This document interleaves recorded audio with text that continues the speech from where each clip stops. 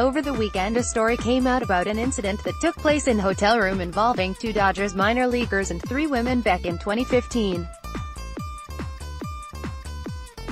The upshot: a 17-year-old runaway joined 2 other women with the players, was given alcohol, got sick and then was beaten up by the other 2 women while one of the players filmed it and posted the incident on social media. This past weekend's story revealed that the Dodgers were aware of the incident as soon as it happened and did not report it to police. Rather, then head of player development Gabe Kapler tried to set up a dinner meeting between the 17-year-old and the players to try to smooth everything over. Dinner never happened. She later made allegations of sexual assault but did not cooperate with the investigation, which was subsequently dropped. The Dodgers were unaware of sexual assault allegations. Since this all came out, Kapler's and the Dodgers' judgment in the matter has been questioned. Today there is more on all of that over at Sports Illustrated.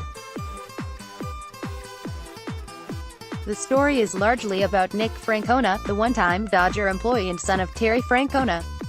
His falling out with the Dodgers is well documented and has gone over again here. New here are his reflections on what was going on inside the player development department at large at the time in question. I am less interested in the stuff about Francona's job history. I think it's fair to say that both he and his employers handled things in a less than ideal fashion in certain respects than I am about the culture inside the Dodgers organization at that time, as reported in the story. There were internal communications galore, but no external communications involving serious matters, it seems. As a scout registering anger that a player involved in a sexual assault was released, citing his pitching potential, his suitability for the Dominican Summer League and a dismissal of the seriousness of the charges against the player, saying, "We definitely have at least 2/3 rapists on that team." There's also a statement from a Dodgers lawyer in the article which puts the onus on Nick Francona for not going over Gabe Kapler's head to complain about all of this to Kapler's superiors is, it would appear, a defense of Kapler not acting in a more reasonable fashion himself. Which is, to put it mildly, an odd way to approach things.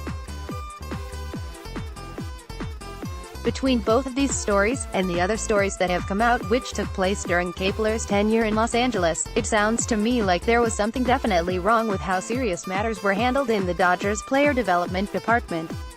It was a series of unrelated missteps and mistakes when stuff happened, or, rather, a fundamental problem when organizational philosophy is unclear based on what we know at the moment, but it all sits wrong with me.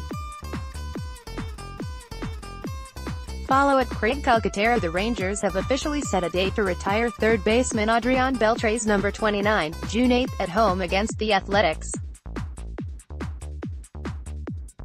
The ceremony will begin at 7:35 p.m. and the game will begin at 8:05 p.m., per Rangers Executive VP of Communications John Blake.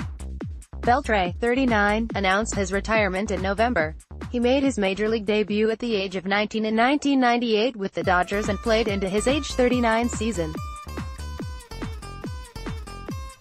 Across 21 seasons, he hit .286, .339, .480 with 477 home runs, 1,707 RBI, 1,524 runs scored, and 121 stolen bases.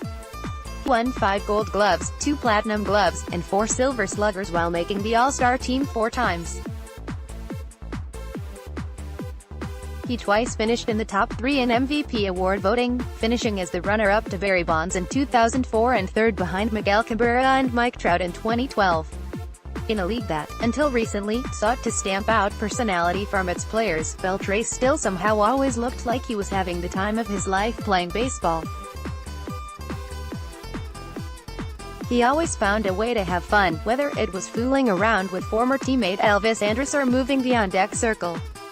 Major League Baseball will sorely miss Beltre, who should get into the Hall of Fame easily when he becomes first eligible on the 2024 ballot.